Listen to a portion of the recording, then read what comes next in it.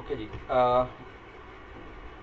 सबसे पहली बात जो बताने जा रहा हूँ, अभी ये कुछ चीज़ें ज़हन में आई हैं। मेरा जो है वो अभी तक मैं आपसे ज़्यादा एक्साइटेड हूँ कि हम लोग एज सुन एज़ पॉसिबल अपनी वेबसाइट्स को लॉन्च कर दें।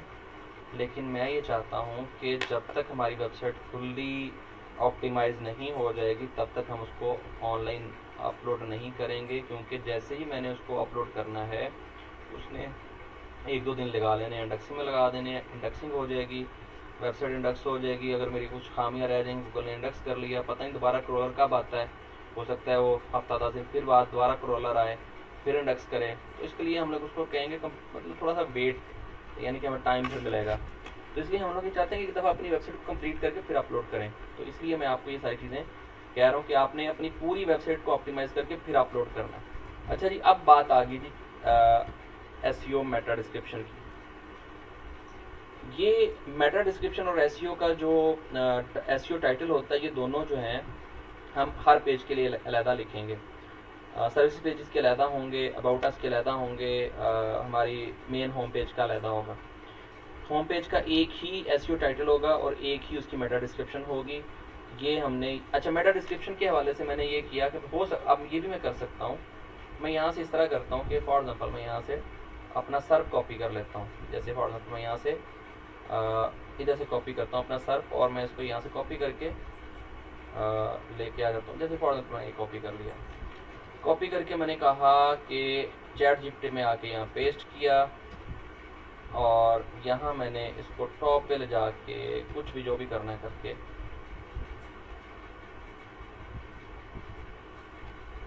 मैंने इसको कह दिया जी कि ये मैंने लिख दिया।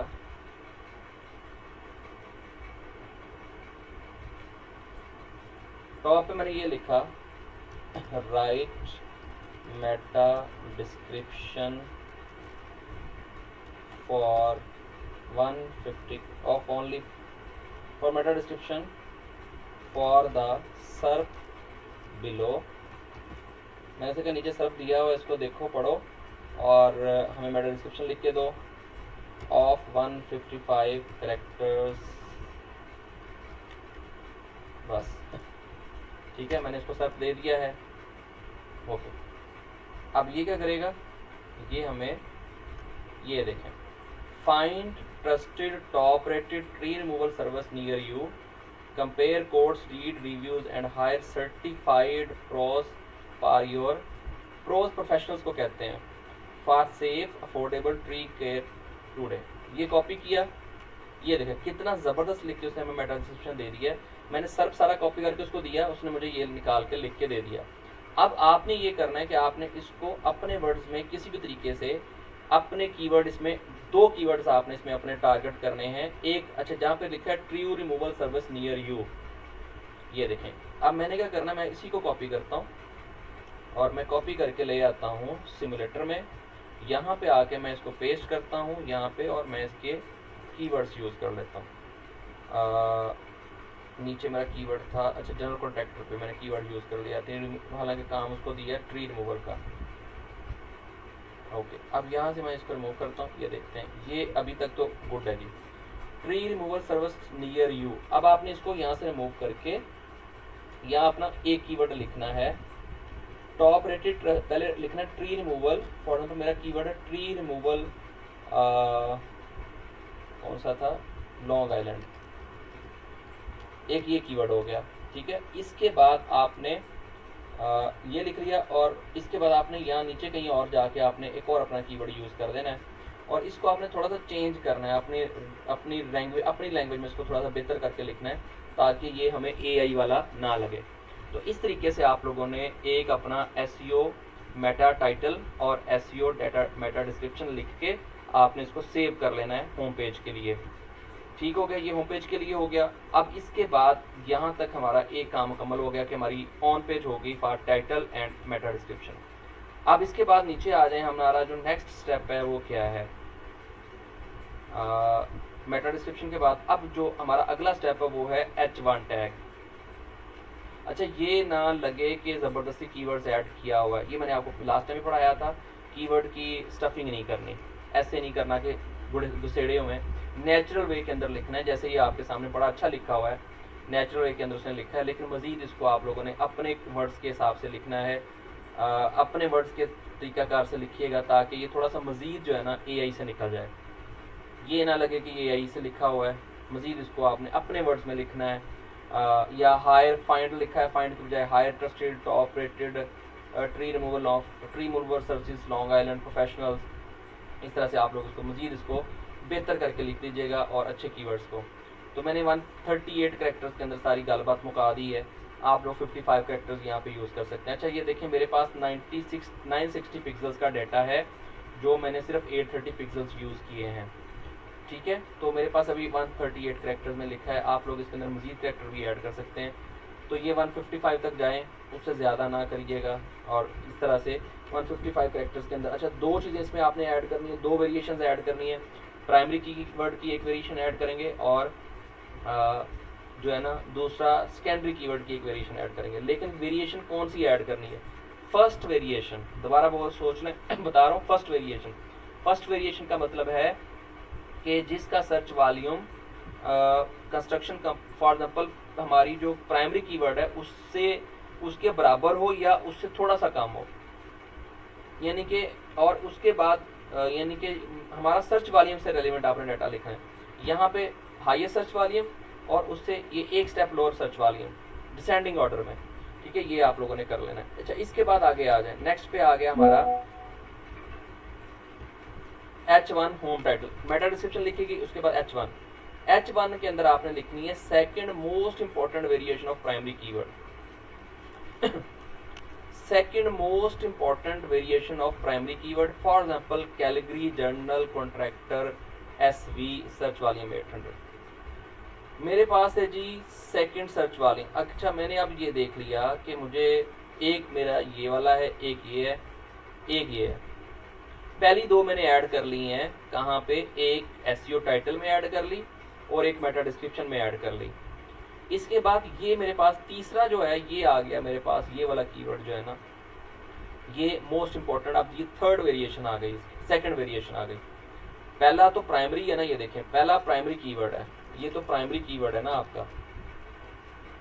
ये जो है ये आपकी फर्स्ट वेरिएशन आ गई, और ये जो है ये आपकी सेकंड वेरिएशन आ गई। आपने सेकंड वेरिएशन को आपने यूज करना है, सेकंड वेरिएशन को आपने कॉपी करना है यहाँ से, और इसको कॉपी करके आपने अपना मेन जो कीवर्ड है, जो SEO H1 आपने रखना है, वो आपने H1 के तौर पे यहाँ पे ऐड कर देना है। अब H1 क्या होता है? H1 आपका मेन कीवर्ड होता है, जो आपके पेज पे नज़र आएगा, ये होम पेज पे नज़र आएगा। तो आपने इसको आपने, और वो हमने देखे, शायद मैंने आपको लास्ट टाइम जब होम पेज का बताया था, तो मैंने आपको बताया था कि ये हमारा होम पेज है। वो जब हमने इंस्टॉलेशन किया था, थीम इंस्टॉल किया था, उसके अंदर टॉप पे हैरो सेक्शन के अंदर एक मैंने हेडिंग बताई थी कि ये H1 हेडिंग है, इसके जगह पे आपने अपना H1 वाला वेरिएशन ऐड करना है। तो सेकंड मोस्ट इंपॉर्टेंट वेरिएशन आपने ऐड करनी है प्राइमरी की H1 के अंदर। फॉर एग्जांपल कैलिग्री, जनरल कॉन्ट्रैक्टर, ये वाला कीवर्ड है, फॉर एग्जांपल ये मैंने H1 में ऐड कर देना है।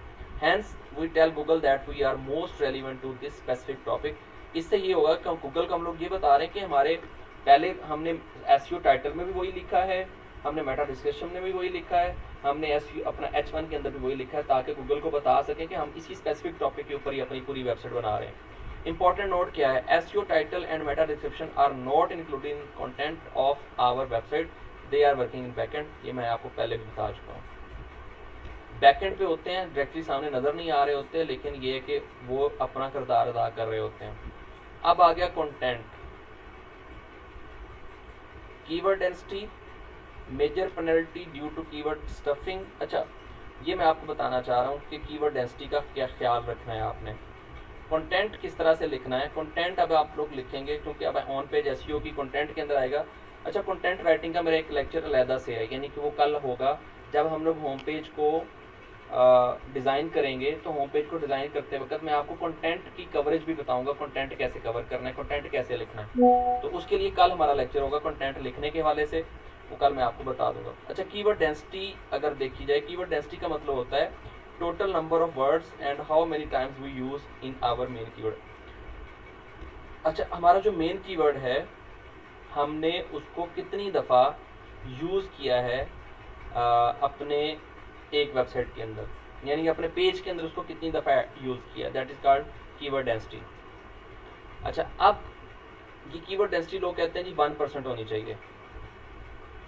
1% का मतलब है, फॉर एग्जाम्पल अगर मेरे पास 5000 वर्ड्स का आर्टिकल है, 5000 वर्ड का 1% कितना बनेगा, 50 दफ़ा। 5000 का 1% कितना बनता है, 50 ही बनता है। जी 50। तो 50 दफ़ा मेरा कीवर्ड रिपीट होगा अगर मैं 1% रखता हूँ, 1% रखता हूँ। तो 50 दफ़ा अगर कीवर्ड आए जाएगा तो मेरा नहीं ख्याल कि गूगल आपको पेनल्टी ना डाले। गूगल कहेगा आपने 50 दफ़ा क्यों यूज़ कर लिया, इतनी दफ़ा कीवर्ड को यूज़ करने की क्या वजह हो सकती है। अपना मेन कीवर्ड बार बार ऐड करने से गूगल आपको पेनल्टी डाल सकता है, और मेजर पेनल्टी डालती है। और मैं आपको बताता हूँ, जितनी भी वेबसाइट हमने अभी तक जो हमारी मतलब फॉर एग्जांपल एक्सपेरिमेंट्स के अंदर ख़राब हुई हैं या वो डी रैंक हुई हैं, उनमें ज़्यादातर जो रीज़न थी वो ये थी कि कीवर्ड स्टफिंग ऐड की गई थी। अगर 50 वर्ड्स भी मैंने अपना मेन कीवर्ड 50 दफ़ा भी अपने वेबसाइट मतलब 5000 आर्टिकल के अंदर ऐड कर दिया है तो वो भी ज़्यादा है, वो भी ज़्यादा है। तो उससे नुकसान होगा, कीवर्ड स्टफिंग आएगी। तो कीवर्ड स्टफिंग मेजर पेनल्टी बढ़ती है। We use our main keyword again and again, then it is called keyword stuffing.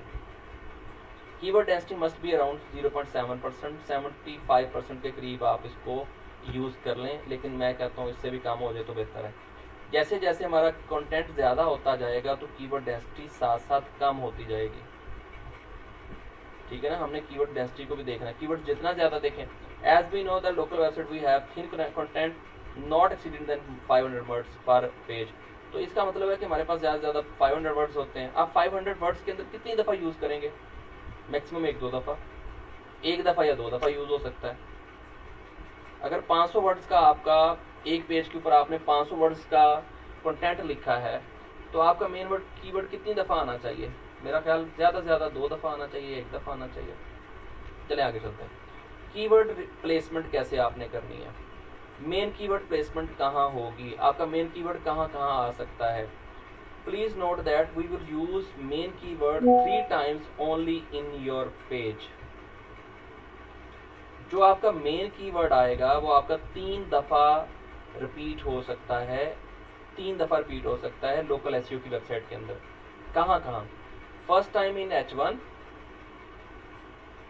2 times in our content. एक दफ़ा आपने रिपीट करना है कहाँ पे, चाहे वेरिएशन ही क्यों ना हो, वो कीवर्ड ही है। अगर आपने आपने कहा सर जी मेरे पास तो 10 वेरिएशन हैं, तो मैं 10 वेरिएशन यूज़ कर रहा हूँ तो वो तो कीवर्ड जो है ना वो तो मतलब डेंसिटी में नहीं फ़र्क पड़ेगा ना। नहीं नहीं सर, अगर आप लोगों ने कीवर्ड, अगर आपने कीवर्ड अपना देखा तो उसका डेंस, अगर आपने उसकी वेरिएशन भी यूज़ की है तो आपने समझ लें गूगल तो वही करेगा ना, ब्रेक करेगा उसको। जब ब्रेक करेगा तो वही कीवर्ड निकलेगा। तो गूगल कहेगा ये बंदा बार बार अपने कीवर्ड्स को बदल बदल के लिख रहा है, स्टफिंग यही आ जाएगी ना। अब आपने क्या करना है, आपने अपने मेन कीवर्ड को 3 दफ़ा टारगेट करना है, 3 दफ़ा लिखना है पूरे पेज के अंदर। एक दफ़ा कब, H1 में लिख देंगे, अभी आपको बता दिया। और 2 दफ़ा आपने, अच्छा 2 दफ़ा लिखना है, लेकिन आप हो सकता है जो वेरिएशंस आप लोग यूज़ कर चुके हैं उनके अलावा 2 दफ़ा और कोई वेरिएशन यूज़ कर लें। जो आपने वेरिएशंस यूज़ कर ली हैं उनको छोड़ दें और नई वेरिएशंस यूज़ कर लें 2 दफ़ा, यानी कि अब आपका एक मेन कीवर्ड सिर्फ 3 दफ़ा ऐड होगा। सेकेंडरी कीवर्ड वो कितनी दफ़ा आपने ऐड करना है, once in H1 and once in content. Secondary keyword की वेरिएशन H2 में आएगी और उसके बाद उसको एक दफ़ा कंटेंट में लिखा जाएगा, यानी कि आपने सेकेंडरी कीवर्ड कितनी दफ़ा यूज़ करना है, 2 टाइम्स ओनली। एक दफ़ा कहाँ पे, H2 में, और एक दफ़ा कहाँ पे, कंटेंट में। इसी तरह से third keyword according to search volume, जिसका भी थर्ड कीवर्ड होगा, चाहे वो कोई भी थर्ड की वॉल्यूम जो है जिसकी सर्च वॉल्यूम, अगर पहली का 1200 है, दूसरी का 800 है, तीसरी का 700 है, तो तीसरा कीवर्ड 700 वाले को आपने यूज़ कर लिया। और आपने इसी तरह इंक्लूड करना है H3 में और एक दफ़ा कंटेंट में। अब एक चीज़ ज़रा इंपॉर्टेंट सुन लीजिएगा, जितना हम लोग डीप डाउन जाते जाएंगे ना, फॉर एग्जाम्पल मैं आपको यहाँ बताता हूँ, H1 की बहुत ज़्यादा वैल्यू है, H2 की उससे कम है। हम अहमियत की बात कर रहे हैं, अहमियत, H1 की अहमियत बहुत ज़्यादा है, यानी ये समझ ये टाइटल है वेब पेज का। H2 उससे कम है, H3 उससे कम हो गया, H4 उससे कम हो गया, H5 उससे कम हो गया। अब ज़रा गौर से सुनिएगा, हम अपने कीवर्ड्स की अहमियत को खुद कम कर रहे हैं अगर हम उसको H3, H4, H5 में लिख रहे हैं। हम अपने कंटेंट की खुद उसको डी वैल्यू कर रहे हैं। डी वैल्यू इसलिए कर रहे हैं कि हम लोग कहते हैं कि अच्छा, हम लोग गूगल को बता रहे हैं कि यार ये H3 है, ये H4 है, ये H5। गूगल कहता है अच्छा ये जो H3, H4, H5 लिखे हैं ना, इनकी कोई वक़्त नहीं है। इसलिए गूगल उन कीवर्ड्स को भी डी वैल्यू कर देता है। लिहाजा हमें, अगर हमने अपने कीवर्ड्स को ऐड करना है और अपने कीवर्ड्स को अच्छे तरीके से लिखना है, तो हम लोग उन कीवर्ड्स को यहाँ पे H3 में ऐड करेंगे, H4 में ऐड करेंगे, H5 में ऐड नहीं करेंगे। हम अपना मैक्सिमम लेवल रखेंगे तो H3 तक रखेंगे, और H3 के बाद हमने अपना लेवल नहीं रखना। अब आप सर जी सवाल करेंगे, या H2 भी कर लें, इसको H3 की बजाय H2 भी कर सकते हैं, 3 कर लें तो बेहतर है। चलें, अब कहेंगे सर जी क्या हम H2 के बाद दोबारा H1 ऐड कर सकते हैं एक पेज के ऊपर? नो। क्या H2 ऐड किया जा सकता है H2 के बाद? यस। एक H2 ऐड कर दिया, उसके बाद दोबारा H2 ऐड किया जा सकता है। अब आप, अच्छा आप रही बात, इधर देखें, अब आपको मैं समझाता हूँ कि फॉर एग्जाम्पल यहाँ पे ये तरीकाकार क्या होगा, हेडिंग्स कैसे बनती हैं। हेडिंग्स का तरीकाकार क्या होता है, मैं आपको समझा दूँ एक दफ़ा। सबसे पहले H1 आ गई, H1 के बाद इसके बाद H2 आ गया, इसके बाद यहाँ H3 आ गया। ये जो हायरार्की बन रही है ना, ये H1 से रेलिवेंट बन रही है, इस तरह से ये हायरार्की बन रही है। अब आप लोग क्या करेंगे, आप एक H2, यहाँ मैंने H2 इधर ऐड कर दिया, और यहाँ पे एक H3 ऐड कर दिया। अब जरा गौर से सुनिएगा कि मैंने ये जो H1, H2, H3 ऐड किया है, ये एक हायरार्की बनाने के लिए ऐड किया है ना, हायरार्की बना रहा हूँ। H1 पूरे पेज में एक दफ़ा आएगा, एक दफ़ा से ज़्यादा नहीं आएगा। अब ये देखें, ये H3 आ गया। क्या ऐसा हो सकता है कि H3 के बाद मैं H3 के अंदर एक और हेडिंग दे दूं H2 की? क्या ऐसा हो सकता है? क्या करूं ऐसे? ये सही होगा? आई थिंक नहीं। ये हमेशा गलत होगा। हमने इस हायरार्की को फॉलो करना है कि हम H2 का मतलब है कि एक अलग से टॉपिक, क्योंकि H1 तो आप दे ही नहीं सकते। H2 फॉर एग्जाम्पल मैंने यहाँ पे लिखा, मैंने लिखा कंट्री, मैं आपको समझा देता हूँ सादे, कंट्री नेम, और यहाँ पे लिखा सिटी। H4 में लिखूंगा मोहल्ला, H5 में लिखूंगा मकान नंबर, समझ आ रहा है? और H1 में मैं लिखूंगा वर्ड। ये अब आपको जरा समझ आ गई। हम लोग वर्ड से गए कहाँ पे? कंट्री में। कंट्री से हम लोग आए सिटी में। अच्छा ये अगर आप लोग इसको ऐसे कर लेते हैं, यहाँ पे आ गया कंट्री, टॉप पे हम यहाँ पे आ गए, और यहाँ पे आके लिख लिया स्टेट्स यानी सूबे, सूबों के बाद शहर, शहर के बाद मोहल्ले, और मोहल्ले के बाद मकान। चल अगर आप लोग समझ लें ये ऐसे। क्या अब हम दोबारा से इसके नीचे कहीं पे सिटी के बाद, यहाँ सिटी के बाद दोबारा कंट्री ऐड कर सकते हैं? नो। गलत होगा ना, तो हायरार्की टोटल चेंज हो जाएगी। तो इसलिए हायरार्की को फॉलो करना है। H1 के बाद H2 आएगा, H2 के बाद H3 आएगा, H3 के बाद आप दोबारा से H2 लगा सकते हैं, लेकिन वो हेडिंग और होगी, वो हेडिंग ही और होगी ना। जैसे ऊपर हमने कंट्री का कर लिया, अब यहाँ पे आ जाएगा, जैसे स्टेट था फॉर एग्जाम्पल यहाँ पे पंजाब था, पंजाब। सिटी क्या है? For example Lahore. यहाँ पे आ गया KP के, H2 अब लहरा से आ गया KP के, और यहाँ पे सिटी आ गया पेशावर। आप समझ आ गई है? इस तरह से हमें हायरार्की बनानी है। अगर ये हायरार्की आप लोगों ने गलत बनाई तो भी आप लोगों का गूगल रैंक नहीं करेगा। अगर किसी की हायरार्की अच्छी होगी गूगल उसको टॉप पे ले जाएगा, आपको उससे नीचे ले जाएगा। तो ये चीज़ आपने फॉलो करनी है, ठीक है। H1 के बाद H2 के बाद H3। अगर मजीद देखें H2 लगाना पड़ेगा तो आप उससे नीचे लगाएंगे और फिर उसके नीचे फिर H3 ऐड करेंगे। तो ये हायरार्की को फॉलो करना है, जो मैं आपको बता रहा था बार बार हायरार्की क्या होती है। अच्छा यहाँ पे, अच्छा ये चीज़ें आपने बता दी हैं। अच्छा मैंने अब आपको कीवर्ड प्लेसमेंट बता रहा था कि H1 के अंदर हमने ऐड कर लिया अपना तीसरा कीवर्ड। अब नीचे आ जाते हैं, include your main keyword variation first 100 words. आपका जो मेन कीवर्ड है हमने 3 दफ़ा देना है, 3 दफ़ा देना है। एक दफ़ा टाइटल में ऐड कर दिया, एक दफ़ा हमने ऐड करना है H1 में ऐड कर दिया। दूसरी दफ़ा हमने कहाँ ऐड करना है? पहले 100 वर्ड्स के अंदर ऐड करना है। पहले 100 वर्ड्स के अंदर आपने अपना मेन कीवर्ड टारगेट करना है। उसके बाद एक दफ़ा बचेगा, वो अब आप नीचे जाके कहीं पे भी कर सकते हैं। इमेज के अब रहेगी बात इमेज आर्ट टैग्स, ठीक हो गया। यहाँ पे हमने बता दिया H1 H2 H3 हमारा कंटेंट ऐड हो गया। कंटेंट के अंदर हम लोग अपने कीवर्ड्स को ऐड करते जाएंगे। आपने उसको इस तरह से ऐड करना है कि आपने पहली वेरिएशन ऐड कर दी। अच्छा आपने कीवर्ड स्टफिंग से बचना है। कीवर्ड स्टफिंग से बचने से बता दिया मैंने आप लोगों का कि आपका मेन कीवर्ड 3 दफ़ा आएगा, एक दफ़ा टाइटल में, 2 दफ़ा कंटेंट में। आपका जो सेकेंडरी कीवर्ड है वो 2 दफ़ा आएगा, एक दफ़ा H2 में और एक दफ़ा नीचे कंटेंट में। आपका तीसरा कीवर्ड जो है टर्शरी कीवर्ड, वो एक दफ़ा आएगा H3 में कर लें, H2 में कर लें और बाकी एक दफ़ा नीचे कर लें। इस तरह से आप लोगों ने इसको ऐड करना है और बाकी कीवर्ड्स कहीं कहीं जहाँ पे आपको जगह मिलती जाती है वहाँ पे आपने ऐड करने हैं, लेकिन इस तरह से लगे कि ये नेचुरल वे में हो।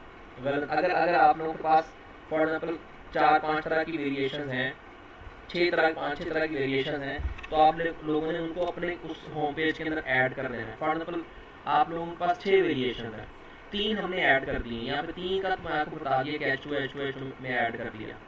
अब बाकी जो कीवर्ड्स हैं वो कहीं कहीं आप लोग ऐड कर सकते हैं, नीचे कहीं पर जाके एक आधा कीवर्ड यूज़ कर लें। बाकी जितनी वेरिएशन हैं वो आप लोग अगर नहीं भी ऐड करते वो ऑटोमेटिकली ऐड हो जाएंगी। ज़रूरी नहीं कि आपने वो लाजमी ऐड करनी है तो गूगल समझेगा कि इन्होंने वेरिएशन ऐड ही नहीं की, ये भी होनी चाहिए थी। आपने मेन देखें, वेरिएशन का मतलब आपकी कीवर्ड का मतलब ये है आपके पास 6 वेरिएशन हैं, 6 कीवर्ड हैं। एक ही वेरिएशन हमने ऐड कर लिया H1 में, एक ही ऐड कर लिया H2 में, एक ही ऐड कर लिया H3 में। अब बाकी बची 3 कीवर्ड्स की वेरिएशन हमने ऐड करनी है जहां हमें जगह मिलती जाएगी कंटेंट के अंदर, कहीं पे भी ऐड करेंगे तो ऐड कर सकते हैं। तो आपने जितने भी आपने कीवर्ड फाइंड किए होंगे उनको आपने इस तरह से ऐड करना है ताकि डेंसिटी से भी बच सकें और स्टफिंग से भी बच सकें। आगे आ गया इमेज टैग। अब एक चीज़ सुन लें, हमारे पास जितने भी टैग्स, जितने भी इमेजेस होते हैं, जितने भी इमेजेस हमने ऐड करने हैं, मैं आपको बताऊंगा कहाँ कहाँ कैसे कैसे इमेज लगाना है। जितने भी इमेजेस ऐड करने हैं, हर इमेज के साथ उसकी प्रॉपर्टीज़ के अंदर जाके मैं आपको बताऊंगा कैसे लिखना है। प्रॉपर्टीज़ के अंदर जाके आपने आर्ट टैग होता है उसका एक ना, आर्ट का लफ्ज़ होता है। आर्ट का मतलब होता है अल्टरनेटिव। अब इस अल्टरनेटिव के अंदर आप लोग क्या ऐड कर सकते हैं? जब आपने एक इमेज ऐड करना है तो इमेज ऐड करते वक्त भी आप लोगों ने अपने कीवर्ड्स को ऐड करना है। देखें गूगल पे आप जाते हैं, गूगल पे आप जाके ट्री रिमूवल सर्विसेज लिखते हैं तो यहाँ पे अगर आप लोग देखें तो यहाँ पे गूगल ने इमेजेस भी ऐड किए हुए हैं। ये देखें, इमेजेस पे क्लिक करते हैं, ये इमेजेस कैसे सर्च हो रहे हैं? क्योंकि हर इमेज का आर्ट टैग, ये जो नीचे आ रहा है ना, ये इसका इन्होंने आर्ट टैग यूज़ किया हुआ है। ये इसका हेडिंग है, इसकी हेडिंग आर्ट टैग यूज़ किया हुआ है। तो आपने कीवर्ड को जब नाम देना है तब भी नेम और उसका जो आर्ट टैग है वो आपने अपने कीवर्ड्स देने हैं। वो कैसे देने हैं वो मैं आपको नीचे बता रहा हूँ, इसके बाद आ जाएगा। आर्ट टैग जब आप लोग, अच्छा जब आप इमेज ऐड करते हैं तो इमेज की प्रॉपर्टीज आपसे पूछी जाती हैं। जब आप लोग अपना वर्डप्रेस में इमेज ऐड करेंगे तो आपसे वो पूछेगा इसकी प्रॉपर्टीज क्या देनी है, उसका नेम क्या देना है, तो वहाँ कीवर्ड ऐड होगा। उसका आपने क्या आर्ट टैग क्या देना है, उसके अंदर आपका कीवर्ड ऐड होगा। और एक जियो टैगिंग होती है, वो भी आपको मैं करवा के दिखाता हूँ आज। ठीक है, तो इमेज को हमने इस तरह से ऐड करना है। प्रॉपर्टीज आर टैग की कैसे ऐड करनी है। अच्छा ये प्रॉपर्टीज आपको बता दूंगा कैसे ऐड करनी है, जब हम लोग जब बनाएंगे ना अपनी वेबसाइट बनाएंगे उसके अंदर इमेज ऐड करेंगे तब बता देंगे। रूल क्या है, रूल है कि हाफ इमेजेस यूज कीवर्ड्स और रिलेटेड कीवर्ड्स, यानी कि जितने भी इमेजेस हैं, अगर आपके फॉर एग्जांपल वेबसाइट पे पेज के ऊपर 6 इमेज हैं तो 3 इमेज के ऊपर आप लोग अपना कीवर्ड यूज करेंगे और बाकी जो 3 होंगे उनके अंदर आप अपना ब्रांड नेम यूज कर सकते हैं या इमेज की डिस्क्रिप्शन यूज कर सकते हैं। नहीं समझ आया आपको, दोबारा सुन लीजिएगा। हाफ आपके पास 6 इमेज है या 10 इमेज है, यहाँ पे देखें उन्होंने एग्जांपल भी दिए, मेरे पास 10 इमेजेस हैं और उनमें से 5 इमेजेस जो है ना वो मैंने अपना मेन कीवर्ड या रिलेटेड कीवर्ड उसमें आर टैग्स में लिखने हैं।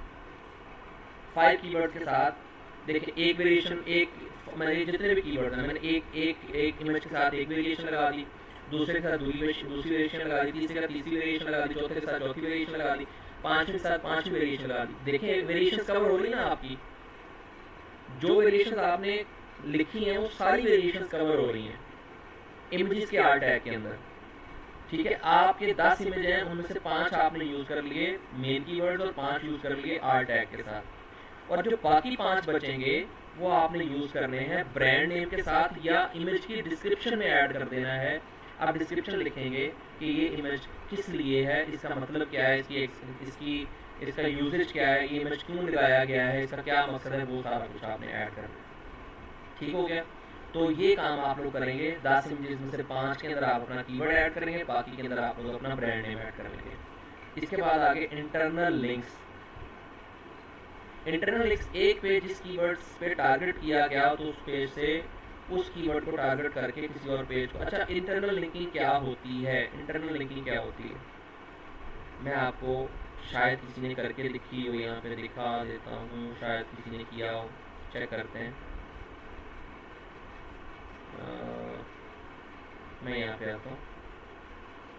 इंटरनल लिंकिंग क्या होती है शायद किसी ने किया हो, लेकिन अगर आप लोग कर लेंगे तो बहुत बेहतर है।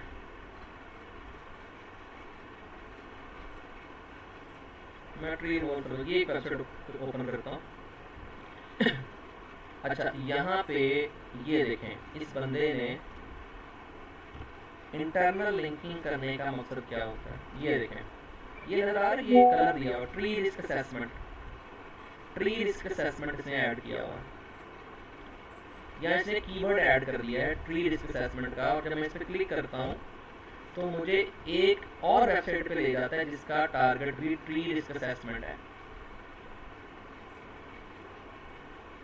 इसको हम इंटरनल लिंकिंग करते हैं, कहते हैं कि अपनी वेबसाइट के अंदर किसी और पेज को लिंक करना, दैट इज कॉल्ड इसे इंटरनल लिंकिंग कहा जाता है। और आपने इंटरनल लिंकिंग करनी, इसे इंटरनल लिंकिंग अच्छी की हुई है, देखिए इसने लिंक किया हुआ है और सही किया हुआ है।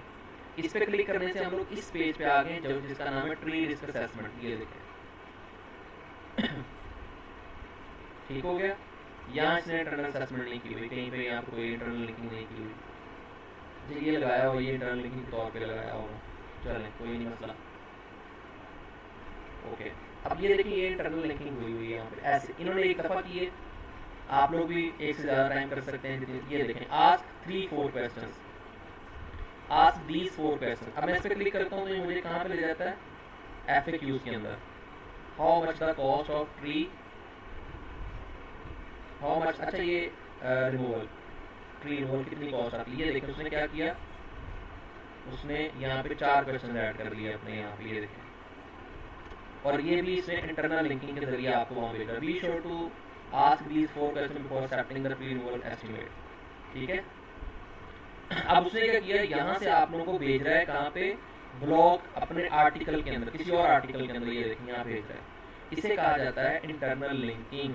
आपने इंटरनल लिंकिंग करनी है, आपने इंटरनल लिंकिंग ऐसे करनी है कि आप अपनी ही वेबसाइट के किसी और पेज को लिंक देंगे यहाँ से।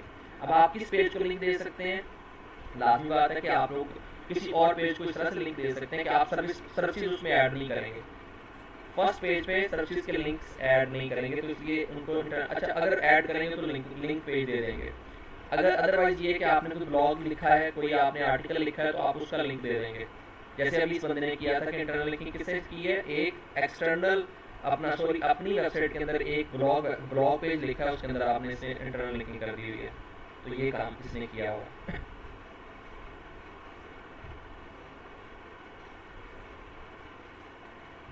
चलें आगे चलते हैं नेक्स्ट पे। ये थोड़ा सा रह गया, अभी जियो टैगिंग रह गई, उसके बाद मैं आपको इमेज की, अच्छा यहाँ तक हो गया इंटरनल लिंकिंग का। ये सारी ऑन पेज चल रही है आपकी, आपको बता रहा हूँ कहाँ कंटेंट प्लेसमेंट बता रहा हूँ, कहाँ कहाँ कैसे कैसे आपने क्या क्या ऐड करना है। लिंकिंग के अंदर भी कीवर्ड्स आ जाएंगे, आप लोग कीवर्ड्स को भी ऐड कर सकते हैं। इमेज जियो टैगिंग, अच्छा लिंकिंग के अंदर इंटरनल लिंकिंग में ये ख्याल रखना है कि एक पेज जिस कीवर्ड पर टारगेट किया गया तो उस पेज से उस कीवर्ड को टारगेट करके किसी और पेज को लिंक नहीं देना। इसका मतलब है, देखिए मेरी बात सुने, आपका फोकस कीवर्ड है ट्री रिमूवल, ट्री रिमूवल ये आपका कीवर्ड है, कौन सा? Tree removal long island. आप इस कीवर्ड को टारगेट कर रहे हैं और इसी कीवर्ड के ऊपर आप लोग एक और पेज को टारगेट कर रहे हैं, जैसे फॉर एग्जांपल एक और पेज है हाउ टू रिमूव ट्रीज, जैसे ये एक पेज है। अब आपने क्या किया, अपने मेन पेज पे जो आपने ये वाला कीवर्ड टारगेट किया, इस पे लिंक लगाया और आप लोग इस पेज पे चले गए, इस पेज पे चले गए। ये टोटली रॉन्ग है, टोटली गलत है, इस पे बड़ा मसला बनेगा आपकी वेबसाइट का। अपना वो पेज जिसके ऊपर अपना वो कीवर्ड जिसके ऊपर आपने अपने मेन पेज को या होम पेज को टारगेट किया हुआ है, तो होम पेज से किसी भी तरह आपने इस होम पेज वाले कीवर्ड को लिखकर किसी को लिंक नहीं देना। ये चीज़ आपने गौर से सुन लेनी है कि ये टोटली रॉन्ग है, ये गलत हो जाएगा, इसको हम लोग कह सकते हैं रॉन्ग, ये टोटली रॉन्ग है, इसको आपने नहीं करना। अब आपने सर वो कैसे, फॉर एग्जाम्पल ये मेरी एक वेबसाइट है और मैंने इसको यहाँ से ये वाला पेज, मैंने ये एक कीवर्ड लिखा और इस कीवर्ड को मैंने लिंक दे दिया कि जब इस पर क्लिक किया जाए तो ये वाला पेज ओपन हो जाए, हाउ टू रिमूव ट्रीज। ये एक और पेज है, दूसरा पेज, तो मैं इस लिंक के इसको इस ये जो आपका ये वाला टेक्स्ट ना, इसको लिंक करके इसको इस पेज को ओपन कर रहा हूँ। ये नहीं करना, क्योंकि मेन कीवर्ड आपका ये और मेन कीवर्ड को टारगेट कर रहे हैं आप लोग फर्स्ट पेज पे, तो आप गूगल को ये बता रहे हैं कि अगर मेरा फर्स्ट पेज की बजाय ये वाला पेज है, इस पे चले जाओ, ठीक है। तो गूगल कंफ्यूज हो जाएगा ना कि आप मेन कीवर्ड अपना होम पेज भी इस कीवर्ड के ऊपर आप रैंक कराना चाह रहे हैं और ये वाला कीवर्ड जिसको आप लिंक दे रहे हैं ये भी आप इसी कीवर्ड पे लिंक करवा रहे हैं, तो गूगल कहेगा यहाँ पे कुछ लोचा है, मुझे नहीं समझ आ रहा है क्या बताना चाह रहे हो आप। तो अपना मेन कीवर्ड को कभी भी किसी दूसरे पेज के ऊपर टारगेट नहीं करना।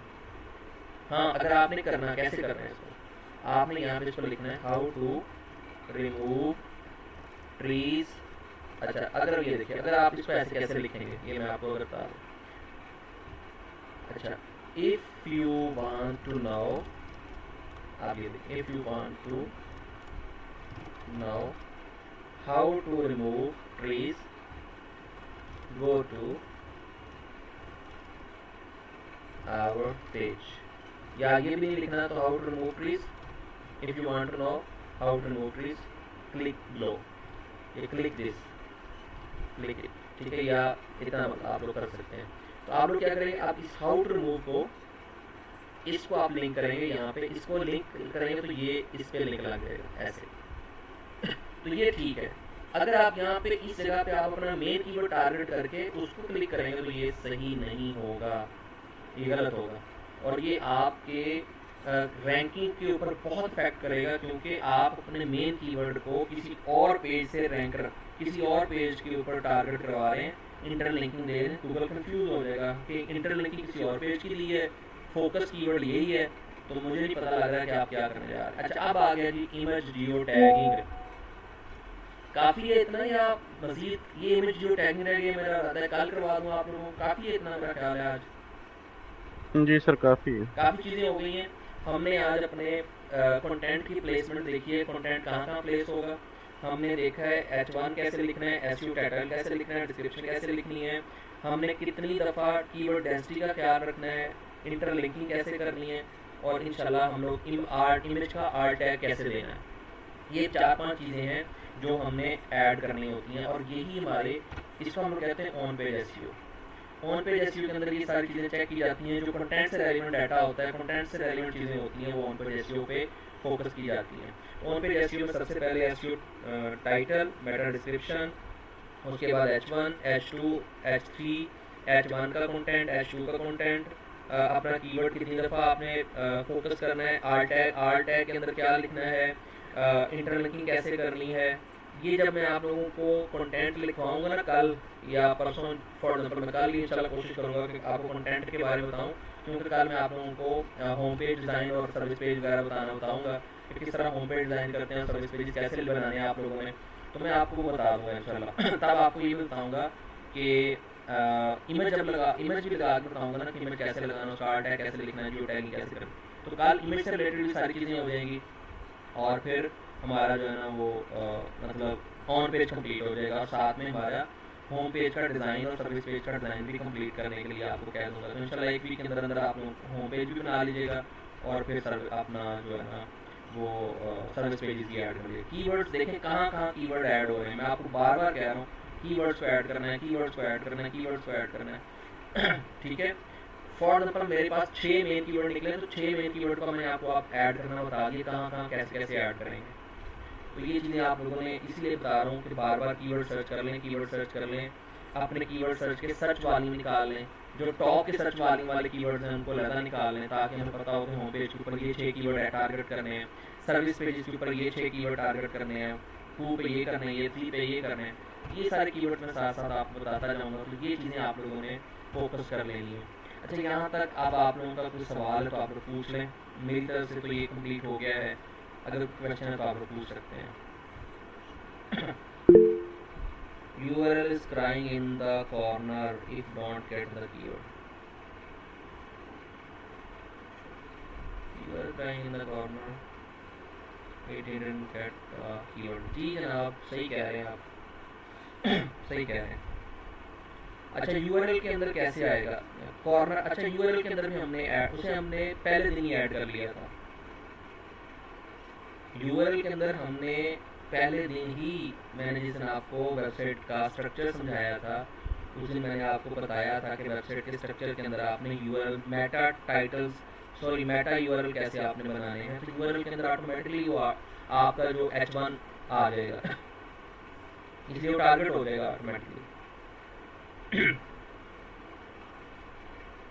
जब आपने देखें मैंने जिस दिन आपको वेबसाइट के अंदर सेटिंग्स बताई थी ना, तो सेटिंग्स के अंदर मैंने आपको बताया था कि आपने URLs कैसे ऐड करनी है। वहाँ मैंने पोस्ट नेम सर्च करवाया था, वर्डप्रेस की जब सेटिंग्स करवाई थी तो उसमें मैंने एक सेटिंग करवाई थी पोस्ट नेम की, कि आपने रीडिंग कंटेंट में जाके वहाँ पोस्ट नेम को सर्च करना है और उसको टिक लगाना है, ताकि जो भी आपका H1 हो वो एज इट इज़ वहाँ पे URL के अंदर आ जाए। उसको हम लोग कहते हैं, क्या कहते हैं, मैंने आपको बताया था मैंने आपको बताया था कि URL के अंदर जो URL होता है, इस URL को क्या कहा जाता है?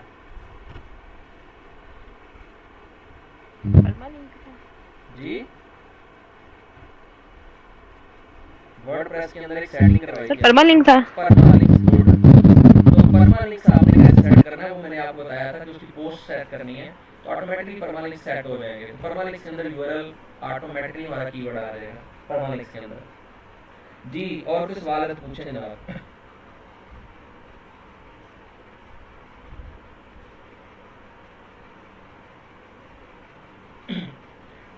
मैंने इसलिए परमालिंक नहीं, हाँ परमालिंक आप लोगों को बता दूंगा कैसे बनाया कैसे जाएगा, या कैसे अगर आप ऐड करना चाहते हैं करवा देंगे। लेकिन फिलहाल ये कि जब हम लोग परमालिंक की सेटिंग कर देंगे तो ऑटोमेटिकली वो परमालिंक उठा लेगा उस वहाँ से जहाँ से हमें उसको लगाना है। और कोई चीज़ पूछनी है तो पूछें ना, ठीक है। आप दोबारा सुन लीजिएगा, अभी हमने एक दफ़ा रिवाइज कर देता हूँ मैं आपको सारी चीज़ें। हमने सबसे पहले अपनी नीश सर्च कर ली, उसके बाद मैंने आपको कहा कि अपने नीश से रेलेवेंट अपने कीवर्ड सर्च कर लें, वो आपको सिखा दिया तरीका, कीवर्ड सर्च हो गई। तीसरा काम था कि हमने वर्डप्रेस इंस्टॉल करना अपनी वेबसाइट पे, वो साथ साथ पैरेलल चलाना था ताकि हमें पता चल जाए कि हमें वर्डप्रेस कैसे इंस्टॉल करना है और किस तरह हमें उसके ऊपर वेब पेज बनाना है। वर्डप्रेस इंस्टॉल करके हमने थीम इंस्टॉल कर लिया हुआ है, अब उस थीम को हमने कस्टमाइज़ करना है अपनी वेबसाइट से रिलेवेंट। उससे पहले हमने क्या करना है, उससे रेलिवेंट हमने ये करना था कि हमने ऑन पेज कर ली। ऑन पेज आज आप लोगों को तकरीबन ऑन पेज के अंदर जो जो चीज़ें कवर होने वाली थी वो करवा दी हैं, जिसमें सबसे पहले परमालिंक्स आ गए, जो अभी इन्होंने बताई है, सुभान ने बात की थी, वो परमालिंक्स के अंदर आपके ऐड हो गया। दूसरी चीज़ हमने एसईओ टाइटल कर लिया, मेटा डिस्क्रिप्शन ऐड कर ली, ये सारे ऑन पेज के अंदर आ गए, इंटरनल लिंकिंग वगैरह सब कुछ आ गया। मजीद इसके अंदर कोई चीज़ रह गई होगी, मैं देखूंगा एक दफ़ा दोबारा से, अगर कोई चीज़ रह गई होगी तो मैं बता दूंगा कि ये चीज़ बीच में थी, वो मैंने ऐड आप दोबारा करवाई है। ठीक है, ऑन पेज भी हो गया। इसके बाद आप लोगों को होम पेज डिज़ाइनिंग मैंने आपको बता दिया है कि होम पेज कल इंशाल्लाह होम पेज भी होगा, साथ में उसकी कंटेंट राइटिंग भी हो जाएगी। तो कंटेंट राइटिंग का भी बता देंगे। मेन हमारा काम जो था वो था कीवर्ड सर्च मुकम्मल हो जाएगा तो साथ हमारा कंटेंट भी ऐड हो जाएगा और साथ में कीवर्ड प्लेसमेंट जी भी सर, आ उसमें कल कल वाले लेक्चर में अगर एक रियल टाइम हो जाएगा ना लाइव, तो उसमें ज़्यादा जी समझ सर, लग मैं जाएगी। इंशाल्लाह कल आप लोगों को कोशिश करूंगा कि मैं आप लोगों को ये सारी चीज़ें बताऊं कि कैसे कैसे करना है। मैं आपको सारी चीज़ें कोशिश करूंगा कि आपको हर चीज़ करके दिखा दूँ। ठीक है ना, देखें अभी तक जितना भी करवाया प्रैक्टिकली करवाया है ना, तो कोई ऐसी चीज़ नहीं होगी जी जो हम लोग नहीं करेंगे इंशाल्लाह। हर चीज़ अपने हैंड्स और प्रैक्टिस से गुजारेंगे। ये इसीलिए तो आप लोगों को ये कह रहा हूँ कि आप लोग इसको डिटेल से कर लें, कि हमें कोई जल्दी नहीं है कि हम लोग इसको आज ही अपलोड कर लें या कल ही अपलोड कर लें। हमें, मैंने इसलिए कहा था कि हमने कंप्लीट वेब पेज जब तक नहीं कर लेनी, कंप्लीट वेबसाइट नहीं करनी, तब तक हमने उसको गूगल पे अपलोड नहीं करना। एक दफ़ा अपलोड होगा, गूगल का क्रॉलर आएगा, इंडेक्स करेगा, सॉरी मतलब गूगल का बॉट आएगा, वो क्रॉलिंग करके चला जाएगा, देख लेगा कि पड़ी हुई हैं फाइलें, नई नए लिंक्स आए हैं, नई पेजेस आए हैं, सब कुछ। उसके बाद वो इंडेक्सिंग के लिए, उसको इंडेक्सिंग के लिए दूसरा क्रॉलर आएगा, बॉट आएगा, वो इंडेक्स करेगा। इंडेक्सिंग हो गई, आप 2-3 दिन लगे इंडेक्सिंग में, 4 दिन लगे इंडेक्सिंग में, आपके वेब पेजेस इंडेक्स हो गए। गूगल ने उसको जहाँ जहाँ रखना था वहाँ वहाँ रख दिया, गूगल ने उसकी जहाँ सेटिंग करनी थी वहाँ सेटिंग कर ली। अब क्या होगा, गूगल उसको इंडेक्स कर चुका है। आप क्या करते हैं, आप कहते हैं ओहो मैंने कीवर्ड सर्च सही नहीं की, दोबारा दोबारा इसको ठीक कर दो। जो जो चेंजेस किए होंगे, क्या गूगल दोबारा फॉरन इंडेक्स कर लेगा? गूगल ने तो आपको जिस खाते में डालना था उसने डाल दिया, अब आपको दोबारा से टाइम लगेगा दोबारा इंडेक्सिंग के लिए, फिर दोबारा क्रॉलर आएगा, दोबारा इंडेक्स करेगा, उसके ऊपर टाइम लग जाएगा, 5-7-10 दिन उस पर लग जाएंगे। तो मेरा इरादा ये है कि जब आपकी वेबसाइट को आप लोग, एक मैंने लफ्ज़ बोला था कि अगर आप लोग उस तरीके से बना के अपलोड करेंगे तो गूगल को अग्रेसिव मोड में लगेगा कि ये बंदे ने एग्रेसिव अग्रेसिव प्लेस। तरीके से वर्किंग की हुई है और ये सारी वेबसाइट बना के अपलोड की है। और साथ में आर्टिकल्स 1-2-3 ऐड कर, 3-4 आर्टिकल्स भी हम लोग ऐड कर देंगे ताकि गूगल को पता लग जाए कि ये बंदा प्रोफेशनल है और इसने वर्किंग सारी मुकम्मल की है। अगर आपकी पूरी वेबसाइट मुकम्मल हो जाती है, आप लोगों के आर्टिकल्स ओके हो जाते हैं, आर्टिकल्स हमने ज़्यादा से ज़्यादा 400-500 कीवर्ड्स का लिखने से ज़्यादा लिखना ही नहीं है, 400-500 भी ज़्यादा बता रहा हूँ, 200-300 कीवर्ड्स का लिख देंगे, वर्ड्स का लिख देंगे। 4-5 आर्टिकल ऐड करने हैं, ऐड करने के बाद हमने अपलोड कर देने। अपलोड करने के बाद अब आपकी जब वेबसाइट अपलोड हो जाएगी तो मैं आपको गारंटी देता हूँ, मैं आपको टाइम फ्रेम बता रहा हूँ, ज़्यादा से ज़्यादा टाइम लगेगा 1.5 महीना, ज़्यादा से ज़्यादा टाइम लगेगा 1.5 महीना। आपके कीवर्ड्स आपको इम्प्रूव होते नज़र आएंगे, गूगल सर्च कंसोल पे आपको नज़र आना शुरू हो जाएगा कि आपकी वेबसाइट जो है ना वो अप आना शुरू हो गई है। ठीक है ना, तो आपको इसलिए बता रहा हूँ कि ज़्यादा से ज़्यादा 1.5 महीने में आपकी जो वेबसाइट है ना, मैं आपको टाइम फ्रेम इसलिए बता रहा हूँ कि मुझे पता है कि मैंने ये सारे काम हाथों से गुजारे हुए हैं।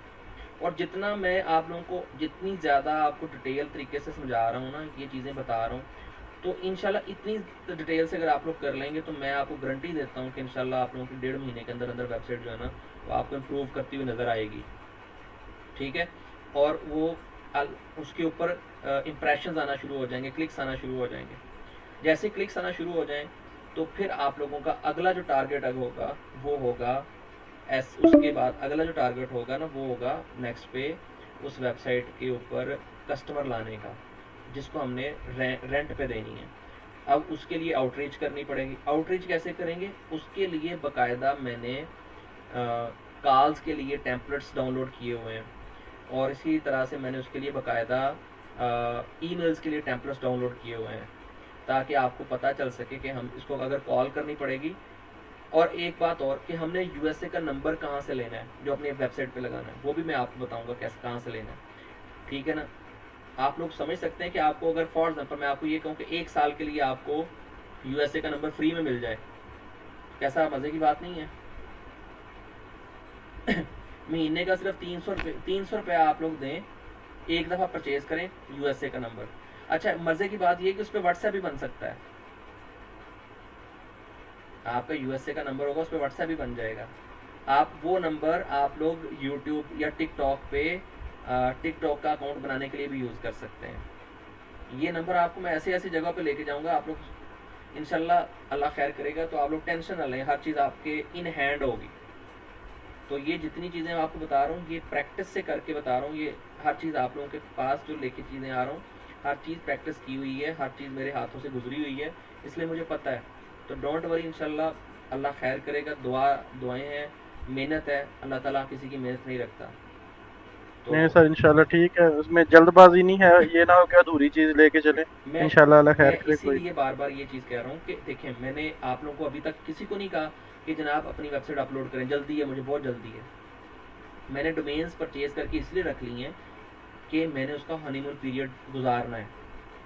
वो जो टाइम उसका गुजर जाएगा ना हनीमून पीरियड, तो आपकी वेबसाइट हनीमून पीरियड से निकल जाएगी।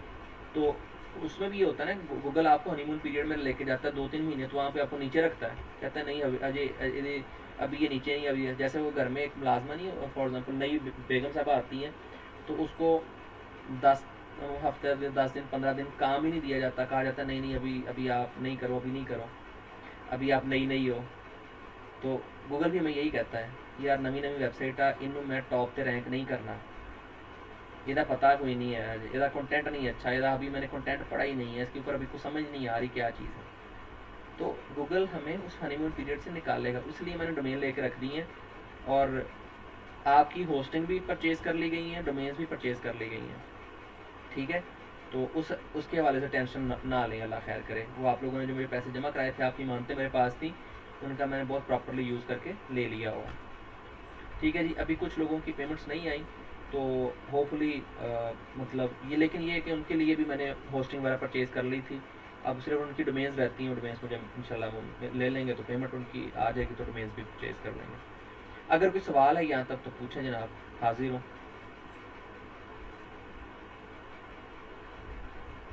नहीं सर, बाकी तो ठीक है, लेकिन वो ही जो एक क्वेश्चन मैंने एक दिन ग्रुप में पोस्ट किया था, उस हवाले से अगर टाइम है 10 मिनट तो कर लें। कौन सा जनाब दसें? सर वही जो था कि जो हर बंदा यहाँ फेसबुक टिकटॉक पे भरी पड़ी है, कि कोई अच्छा, कहता है मैंने ये 18 अच्छा यूट्यूब चैनल बनाए हुए हैं। हाँ जी। अच्छा, मेरी बात सुने, दो चीज़ें सुन लें। एक है यूट्यूब और एक है गूगल, दो अलग प्लेटफॉर्म है, दोनों के एल्गोरिदम डिफरेंट हैं।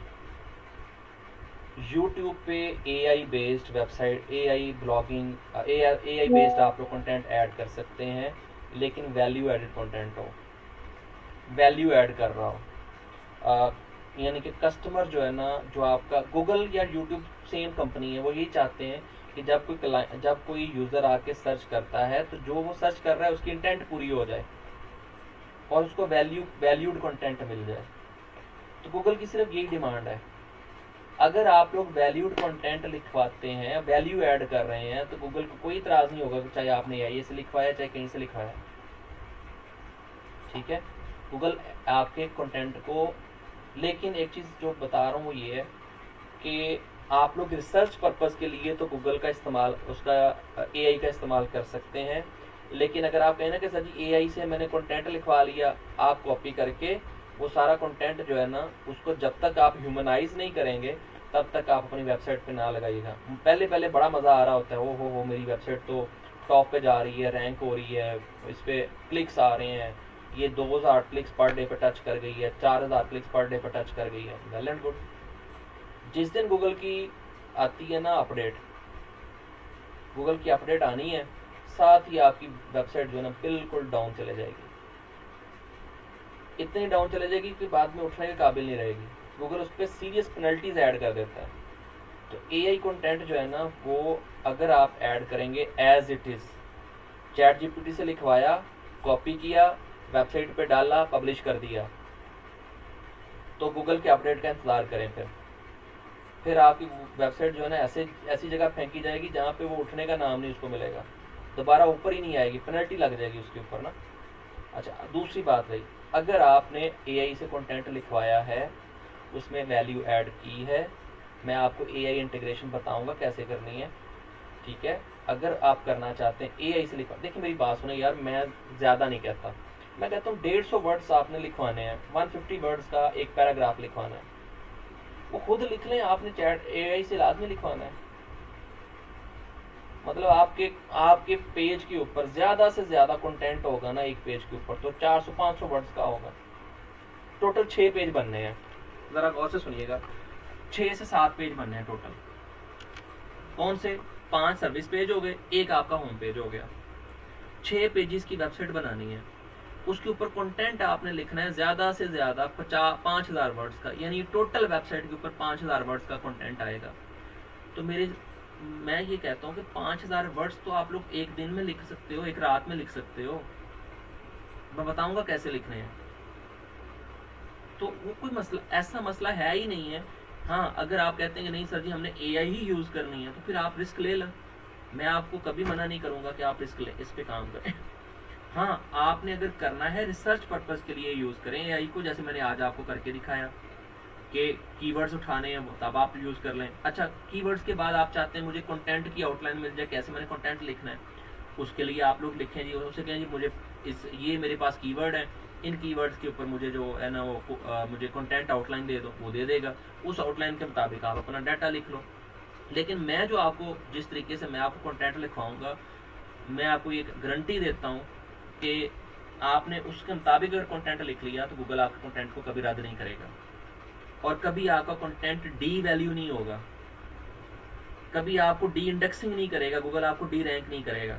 इसलिए कि हमारा कंटेंट ह्यूमनाइज होगा, हमारी जो कंटेंट है वो प्रॉपर हायरार्की के साथ होगा, हमारे कंटेंट में प्रॉपर कीवर्ड का इस्तेमाल किया होगा, हम लोग कीवर्ड डेंसिटी का ख्याल रख रहे हैं, हम लोग अपनी कीवर्ड की जो है ना वो स्टफिंग नहीं कर रहे, हम लोग अपने कीवर्ड्स को घुसेड़ नहीं रहे, हम लोग अपने जो पेजेस हैं उनको प्रॉपरली लाइन कर रहे हैं, खूबसूरत यूआई उसका इंटरफेस अच्छा है, यूएक्स अच्छा है, तो गूगल ने जब उसको रैंक कर देना, गूगल ने कहना हाँ ये सब कुछ प्रोवाइड कर रहा है, एक वैल्यू कंटेंट दे रहा है, क्यों ना इसको ऊपर लेके आऊँ।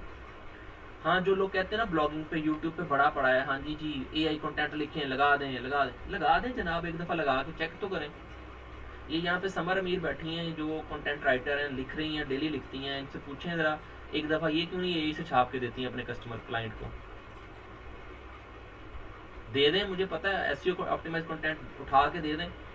आप कंटेंट लिखने के लिए हेल्प ले सकते हैं, रिसर्च वर्क पर ब्रेनस्टॉर्मिंग कर सकते हैं, लेकिन एआई जनरेटेड कंटेंट उठा के लगा नहीं सकते। एक वेबसाइट में बताऊंगा कहाँ कहाँ लगाना है, वहाँ पे ए जनरेटेड कंटेंट ही लगाएंगे, वो होगा हमारा गेस्ट पोस्ट वेबसाइट। तो मैं आपको आगे चल के लिखवाऊंगा ना, गेस्ट पोस्ट में लगवाऊंगा इंशाल्लाह, वो मैं गेस्ट पोस्ट में आपसे एआई जनरेटेड कंटेंट ही लिखवाऊंगा, क्योंकि मुझे पता है वो 4-5 महीने चलनी है, 4-5 महीने 6 महीने चलेगी, उसके बाद बंद हो जानी है, गूगल ने ऑटोमेटिकली बंद करनी है। तो मैं पहले ही उसके ऊपर कंटेंट ही ऐसा लिखाऊँ 6 महीने चले बस बंद हो जाए, जब बंद ही होना तो 6-4 महीने चले, उतनी देर में हम उससे अपने पैसे निकाल, उससे अच्छा खासा प्रॉफिट निकाल लेंगे। ठीक है ना, वो मैं आपसे अगले प्रोजेक्ट पे करवाऊंगा इंशाल्लाह, डोंट वरी, इंशाल्लाह वो मैं आपको एआई वाला कंटेंट भी लिखवाऊंगा, वो सिर्फ गेस्ट पोस्ट के लिए। ठीक है जी, ओके जी, आज के लिए इतना ही, दुआ में याद रखिएगा, अल्लाह हाफिज़, टेक केयर। ओके सर, अल्लाह।